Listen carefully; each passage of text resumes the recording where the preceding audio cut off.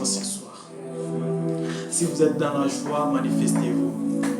Si tu es dans la joie, manifeste-toi là où tu es.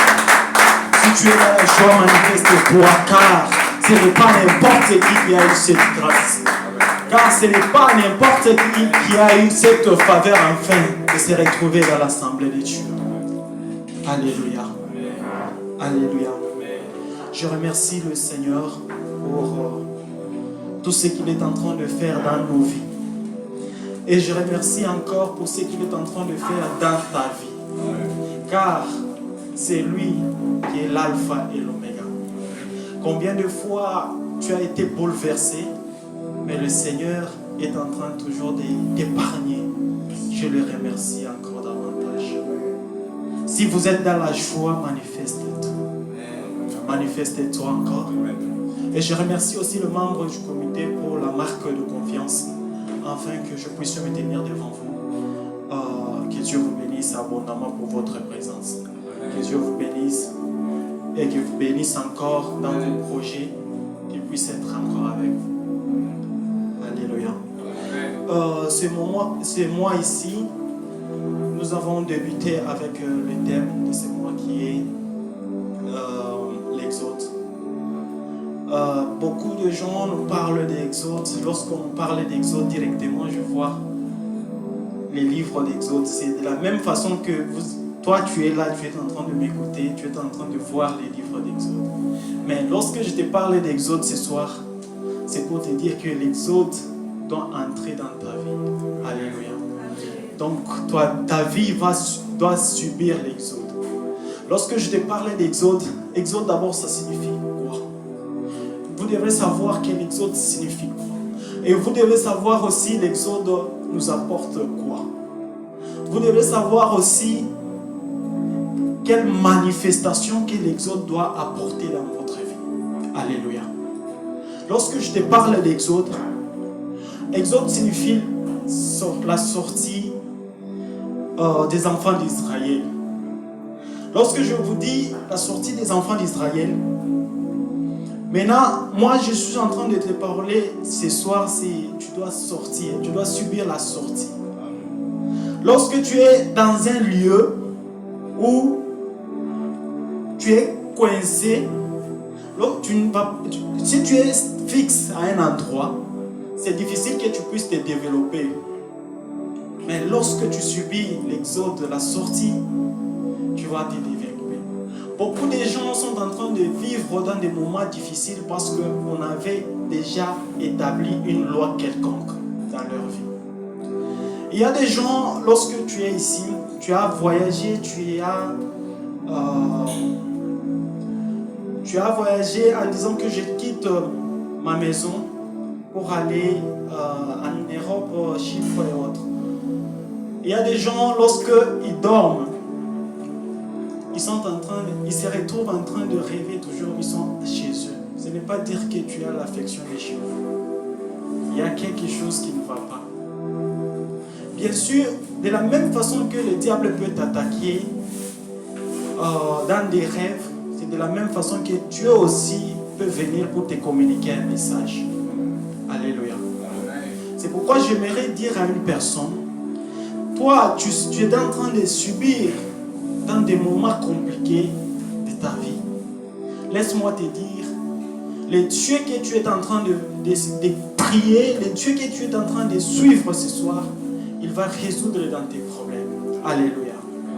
Et il y a des gens aussi, lorsque tu rêves le mal arrive vite que lorsque tu rêves des bonnes choses. C'est-à-dire, ça te pousse aussi à te mettre aussi que tu es quelque part lié.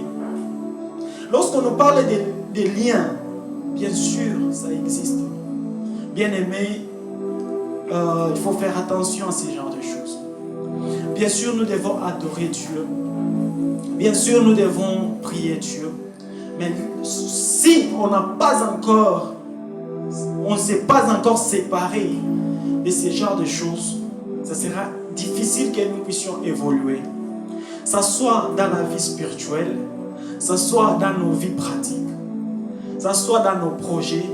Tu verras une personne si la personne veut avancer dans la vie, il commence ses affaires, avant d'arriver à 100%, directement, ces genres de choses les retire encore, il recule, il rentre encore à zéro. Ce n'est pas dire que Dieu ne le voit pas. Dieu te voit, mais tu dois te séparer. C'est pourquoi je te donne l'exemple d'Abraham. Abraham, pour qu'il puisse vivre de grandes choses, il devrait d'abord sortir. Ça nous amène encore à l'Exode. Alléluia. Amen. Donc, c'est-à-dire, tu dois vivre l'Exode dans ta vie. Donc, l'Exode doit intégrer ta vie pour vivre le changement. Alléluia. Tu as commencé des affaires, mais tu arrives à un seul endroit, donc à un certain moment, tu vois les choses ne marchent plus comme avant. Parce qu'il y a quelque chose qui est en train de se passer en coulisses. Et ce genre de choses, je te donne l'exemple dans le livre de Genèse chapitre 9. Genèse chapitre 9, verset 22. Là, on est en train de nous parler dans le temps de Noé. Pour voir que le lien existe, nous devons voir dans le livre de Genèse, chapitre 9. Noé était aussi un homme qui était intègre, il craignait Dieu, il savait les Écritures, il connaissait qu'est-ce que Dieu veut Dieu veut pour qu'il puisse faire en faveur de Dieu. Et lorsque Noé, il avait 3 fils. Il y avait Sem, Cham et Japhet. Et parmi les 3 fils, c'était les fils dont Noé avait aussi des promesses sur eux. Mais sur Cham, il y a eu quelque chose qui s'est passé. Et la chose qui s'est passée sur Cham, Cham a vu la nudité de son père. Lorsque Noé était ivre, et jusqu'à tel point, l'ivresse nous pousse toujours à faire des choses qui ne cadrent pas avec la loi que nous avons vraiment, qui est la pudeur en fait. Mais lorsque Cham a vu la nudité, c'est là où le problème a commencé. Noé a commencé par maudire son enfant. Noé a commencé par maudire son fils. C'est-à-dire, peu importe, même si tu as tes parents, il arrive un certain moment, il peut péter le plomb jusqu'à tel point il prononce des mauvaises choses sur toi. Mais laisse-moi te dire une chose, fais confiance en Dieu. Fais confiance en Dieu, car c'est Dieu qui connaît ta vie. C'est Dieu qui peut connaître, quand on te dit, il est l'alpha et l'oméga, c'est-à-dire, il connaît le commencement de ta vie et la fin de ta vie. Alléluia. C'est-à-dire, il y a des choses qui s'est déroulées dans ta vie. Lorsque tu es en train, tu te regardes, tu dis que pourquoi j'ai fait ça? Parce que tu t'es retrouvé à un seul endroit, maintenant les yeux s'ouvrent. Lorsque Dieu te permet que les yeux puissent s'ouvrir, c'est-à-dire Dieu veut que tu puisses exceller en le cherchant. Il y a des gens, lorsque tu dors, tu rêves,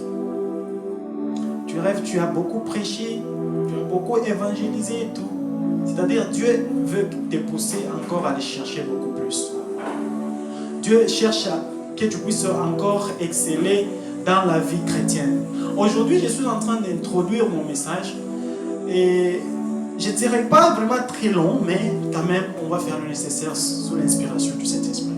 Alléluia. Amen. Si vous me captez bien, manifestez-vous. Si vous êtes dans la joie, manifestez-vous.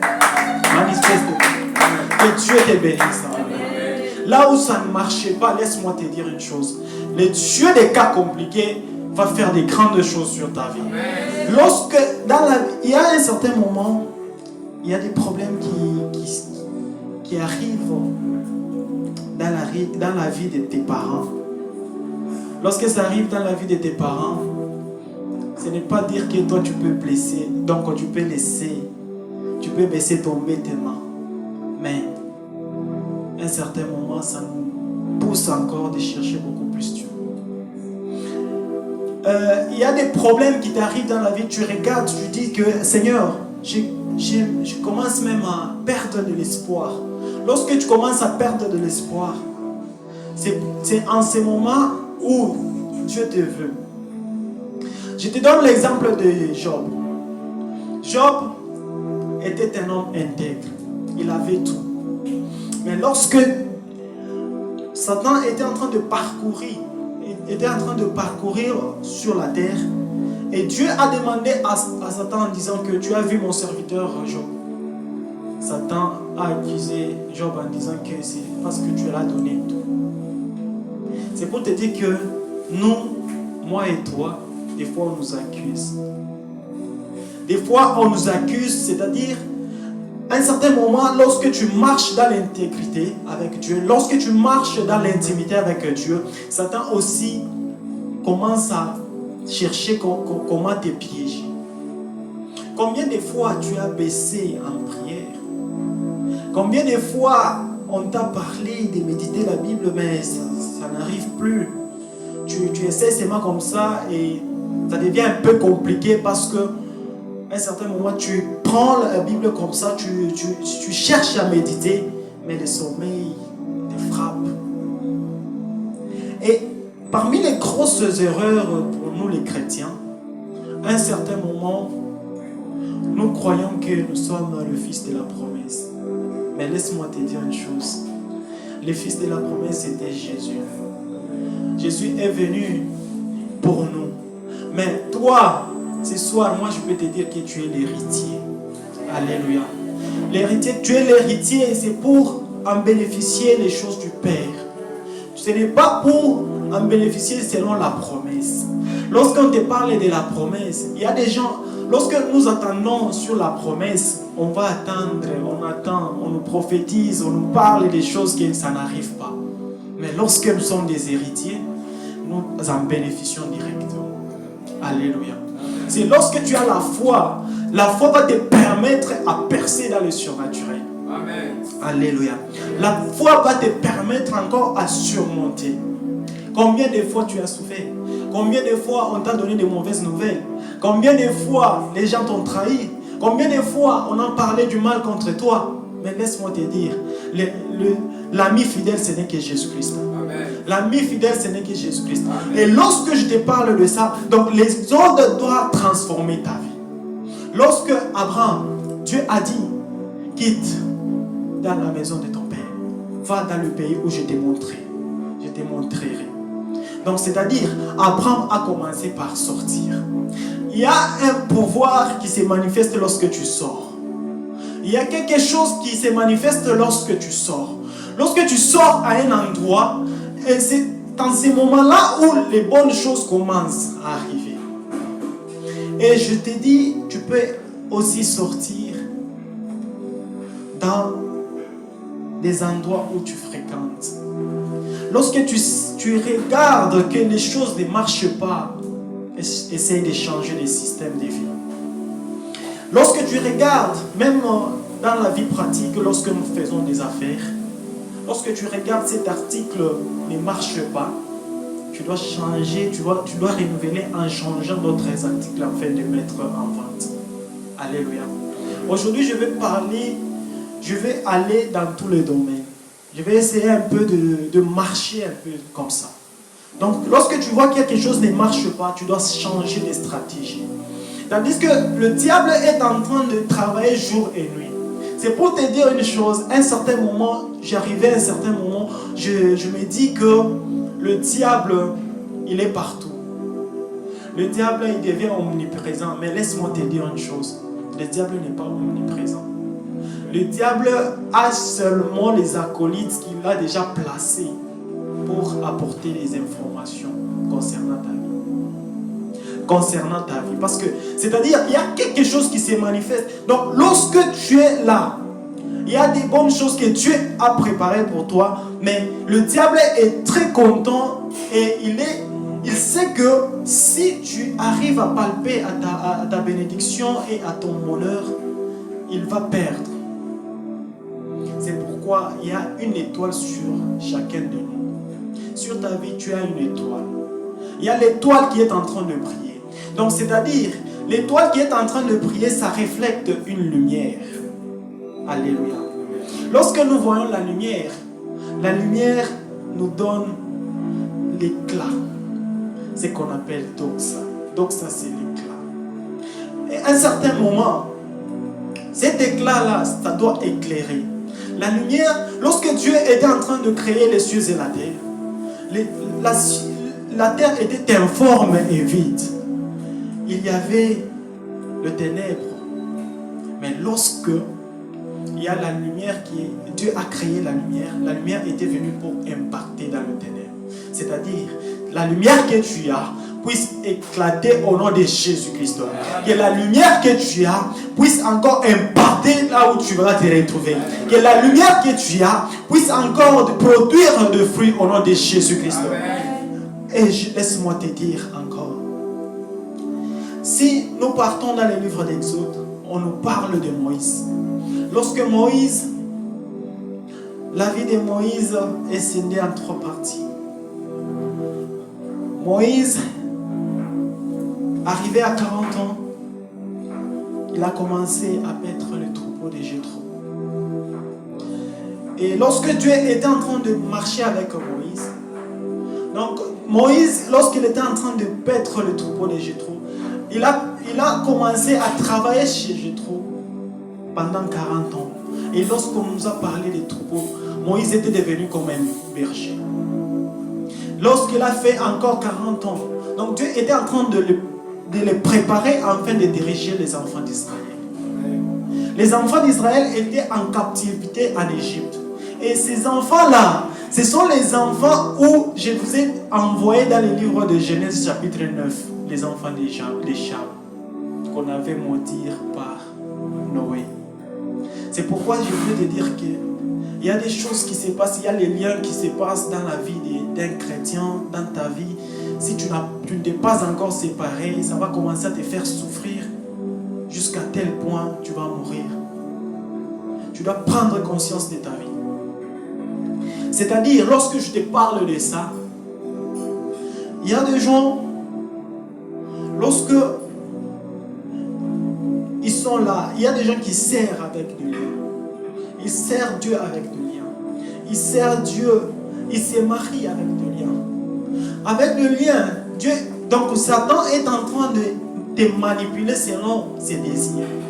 Satan peut te faire rapprocher avec l'homme selon ce qu'il veut. Satan peut te faire approcher, attacher d'une femme que lui-même il veut. Alléluia. C'est pourquoi tu dois te séparer. Lorsqu'on se sépare, on se sent libre.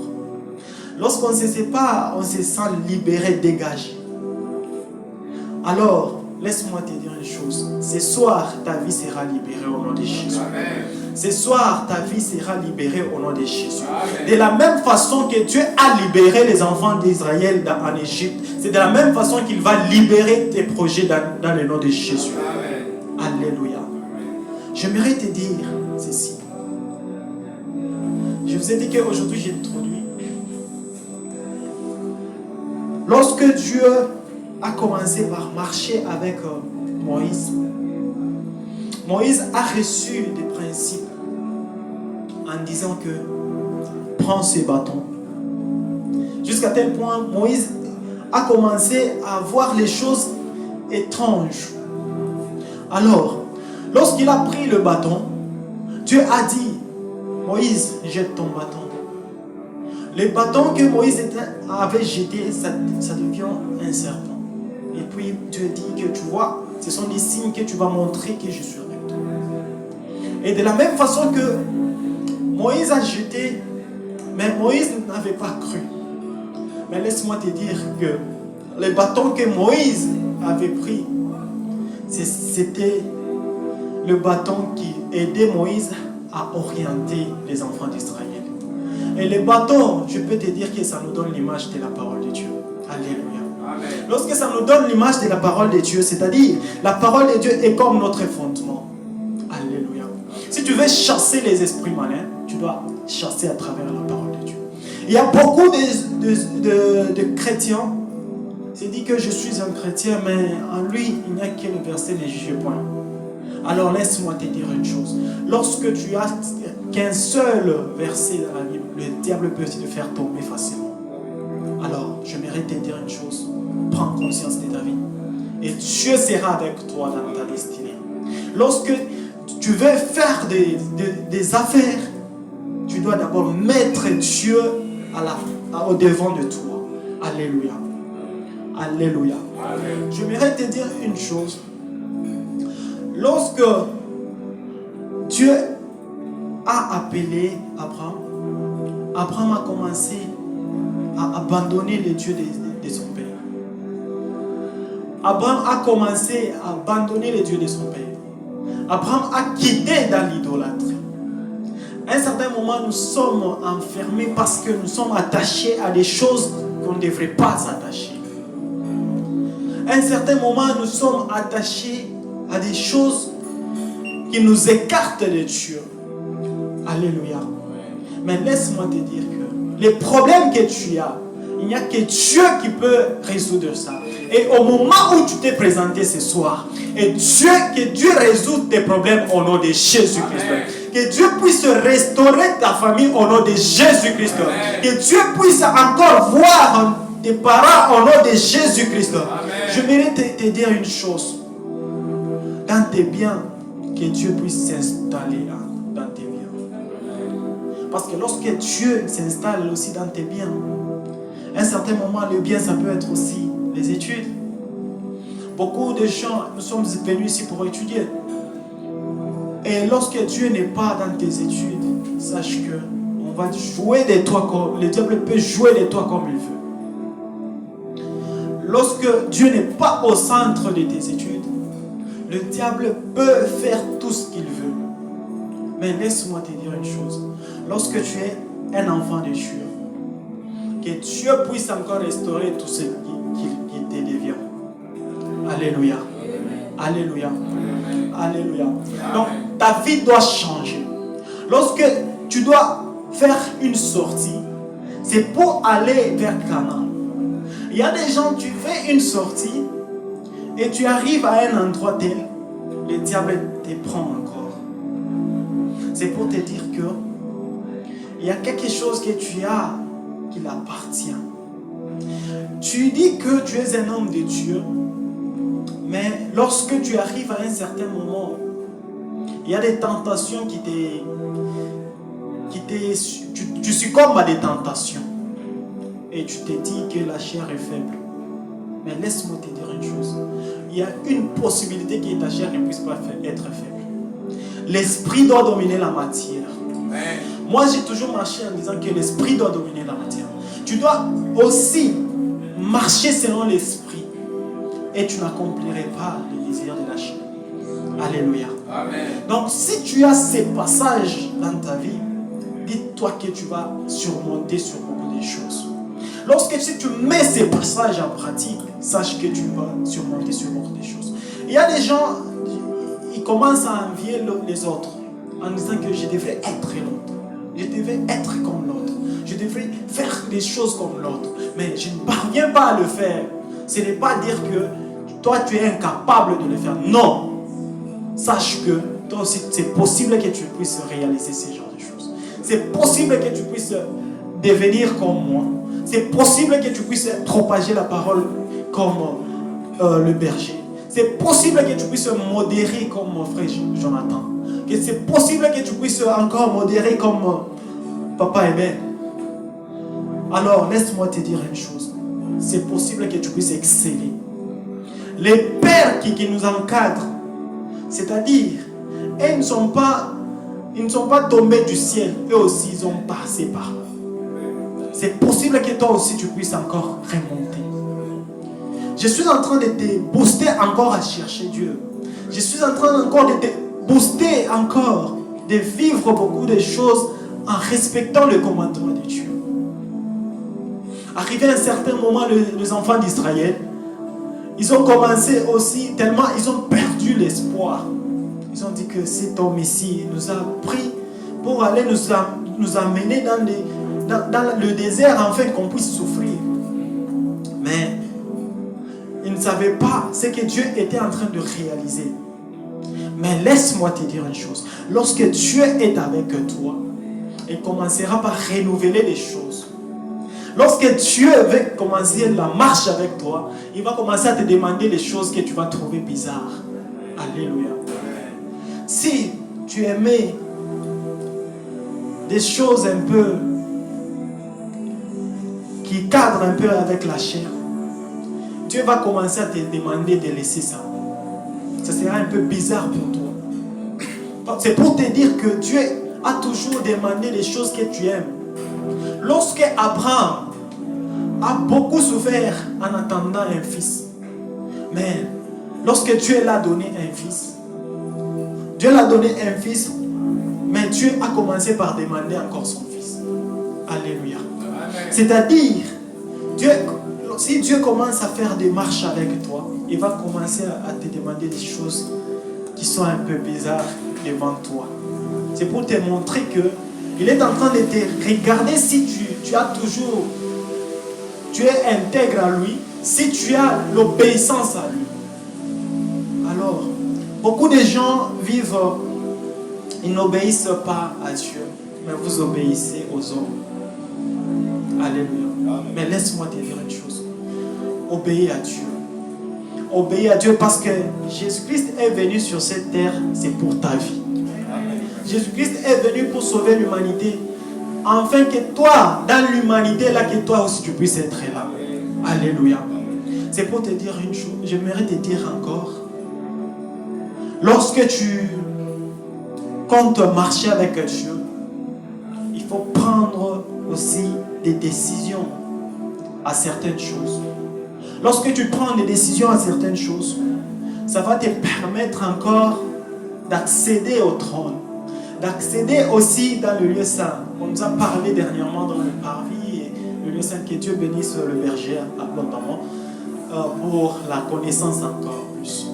Donc, c'est-à-dire, lorsque tu veux encore s'approcher de Dieu, tu dois encore prendre la décision de faire tomber certaines choses. Ce n'est pas dire que la vie chrétienne est facile, non. À un certain moment, la vie chrétienne est un peu compliquée. Mais ça te demande de trop te focaliser encore plus afin de te concentrer plus sur la voie de l'Éternel. Lorsque Ésaïe chapitre 59, verset 1 à 2, la Bible dit: la main de Dieu n'est pas trop courte pour toucher, ni les oreilles ne sont pas trop dures pour entendre. Alléluia. C'est pour vous dire que lorsque tu appelles Dieu dans ta vie, Dieu sera là enfin de te répondre face à tes requêtes. Mais si tu appelles Dieu comme d'habitude, ça sera un peu compliqué que Dieu puisse réagir à ça. Pourquoi? Parce que tu as mis l'habitude dans ça. L'habitude aussi nous pousse à ne pas avoir la foi. Alléluia. C'est pourquoi je t'ai dit que comportons-nous comme des héritiers. On ne peut pas se comporter comme le fils des promesses. La promesse, c'est Dieu qui nous a, et c'est Jésus-Christ qui est venu avec ça pour accomplir. Il a dit, tout est accompli. Amen. Lorsqu'il avait dit que tout est accompli, c'est-à-dire, il a pris nos fardeaux. Maintenant, il nous a fait en tant qu'héritiers, afin d'hériter les royaumes de Dieu. Il a dit que je suis la lumière du monde. Et en toi, tu dois vivre aussi selon la lumière. Tandis que tu dois vivre selon la lumière te rappelle encore à impacter là où tu es. Donc tu te retrouves dans des endroits, tu dois impacter les peuples qui sont là-bas. La lumière amène la paix. Lorsque tu as la lumière en toi, ça va t'apporter la paix. Alléluia. Amen. Lorsque tu as la lumière en toi, ça va t'apporter encore l'amour. Lorsque tu as la lumière en toi, lorsque je t'ai dit que ça va t'apporter l'amour, c'est pourquoi dans Jean chapitre 3 verset 16, la Bible dit: car Dieu a tant aimé le monde. Il a donné son Fils unique afin qu'il croie en lui et ne périsse point et qu'il y ait la vie éternelle. Je sais qu'il y a des lecteurs de la Bible ici. Que Dieu vous bénisse encore abondamment. Je mérite que toi là où tu es, tu puisses encore être un lecteur de la Bible. Amen. Alléluia. Ce n'est pas dire que lorsqu'on est en train de dire des versets comme ça, ce n'est pas dire qu'on a maîtrisé, non. C'est parce qu'on a un peu le temps de méditer un tout petit peu. Mais je te pousse encore de méditer la parole de Dieu. Ce n'est pas dire que nous sommes des génies. Non, jamais. Mais nous sommes comme vous. Sauf que ça te demande aussi de méditer. La Bible dit dans Josué chapitre 1, jusqu'au verset 5, que ce livre de la loi ne s'éloigne point de ta bouche. Dieu a commencé encore avec Josué, a commencé la mission avec Josué. Tandis que les gens ne s'attendaient pas à Josué. Les gens s'attendaient que Aaron puisse commencer à guider les enfants d'Israël. Mais il y a certaines personnes qui entrent dans ta vie, c'est pour te faire arriver dans ta destination. Ce n'est pas pour rien que tu t'es attaché avec d'autres personnes. Il y a d'autres personnes que Dieu peut t'envoyer afin de te faire entrer dans ton Canaan. Alléluia. Donc il y a d'autres personnes que Dieu peut t'envoyer pour te faire entrer dans ta terre promise. Alléluia. C'est pourquoi j'aimerais te dire une chose. Abandonnons l'orgueil. L'orgueil va te faire croire que tu as tout. L'orgueil va te faire croire que tu es arrivé. Mais lorsque tu es humble dans ta vie, directement, tu vas en bénéficier de beaucoup de choses parce qu'il y aura des gens qui vont s'attacher à toi. Pour les gens, même, je sais que là où tu es, tu ne dois pas aimer quelqu'un qui est orgueilleux. Tu ne dois même pas s'approcher de lui parce que tu sais que ce type-là, c'est un orgueilleux. Ce type-là, il est insolent et tout. Mais lorsque tu vois que l'homme tel, la fille telle est humble, tu vas chercher à t'approcher. Je me rappelle, à un certain moment, on avait en classe, on avait des gens, à un certain moment, il y a toujours eu des gens qui sont comme des smarts, donc on peut dire très intelligents. Alors, il y avait ces gens-là, il y a toujours ceux qui sont orgueilleux et ceux qui sont un peu humbles. Maintenant, on avait du mal à s'approcher pour ces gens-là qui s'est présenté comme des gens orgueilleux. Alors, ça m'interpellait beaucoup plus à cultiver sur ma simplicité. Alléluia. C'est pourquoi je t'interpelle toi aussi en disant que sois simple, sois humble. Accorde à toute personne l'opportunité de te parler. Accorde à toute personne l'opportunité de dialoguer avec toi. Car peut-être il y a des gens qui ont cru grâce à toi. Il y a des gens qui ont cru parce qu'ils t'ont vu la manière dont tu es en train de te comporter. Il y a des gens qui croient en toi parce que tu t'es comporté bien. Il y a des gens qui croient en toi parce que ils ont vu un jour tu avais posé l'acte qui les ont convaincus. Il y a d'autres personnes qui ont cru à toi parce qu'ils ont vu en toi il y a l'amour. Nous devons s'aimer. Enfin, lorsqu'on s'aime, et il faut savoir que la Bible que tu vois ici, la Bible nous parle juste de l'amour. Lorsque nous sommes en train de décortiquer les choses bibliques, bien sûr, il y a des histoires qui sont dans la Bible, mais ça nous parle de l'amour. Ça nous parle de l'amour. C'est par l'amour que Dieu a créé l'humanité. Lorsque l'humanité était souillée, c'est par l'amour encore. Dieu nous a envoyé encore son Fils unique. C'est par l'amour. Et Jésus-Christ veut partir. Il nous a dit que je ne vais pas laisser encore les enfants. C'est par l'amour encore qu'il nous a envoyé les consolateurs. C'est pour t'interpeller qu'il faut avoir l'amour en toi. L'amour, c'est pourquoi je t'ai parlé à un certain moment, ça appelle encore avec ça se réfère encore avec la lumière. Lorsque tu as la lumière en toi, tu as l'amour. Tandis que Jésus-Christ a dit que je suis la lumière du monde. Tandis que Jésus-Christ a dit que je suis dans le Père et le Père est en moi. Tandis qu'on a dit encore, la parole s'est fait chair, pleine de grâce et pleine de vérité, c'était Jésus. Alléluia. C'est pour te dire une chose que la lumière aussi c'est Dieu. C'est pour te dire que lorsque Dieu plaça la lumière sur cette terre, c'est-à-dire Dieu s'est placé lui-même, afin de nous éclairer dans le sentier. C'est-à-dire la lumière doit agir sur ta vie. Je t'interpelle encore. Que la lumière éclaire tes projets au nom de Jésus. Que la lumière éclaire tes parents au nom de Jésus. Que la lumière éclaire les projets de tes parents au nom de Jésus. Que la lumière éclaire dans ta maison au nom de Jésus. Que la lumière puisse éclairer encore dans tes études au nom de Jésus. Que la lumière éclaire encore dans tout ce que tu entreprendras au nom de Jésus. C'est pour te dire que Dieu peut agir tantôt d'une manière à une autre. Il y a des choses qui se passent et si tu ne comprends pas, vraiment que Dieu soit loué. Merci vraiment. Les temps aussi, ok. D'après tout, on va encore parler. C'est pour vous dire que Dieu est avec toi. Dieu est avec toi partout là où tu es.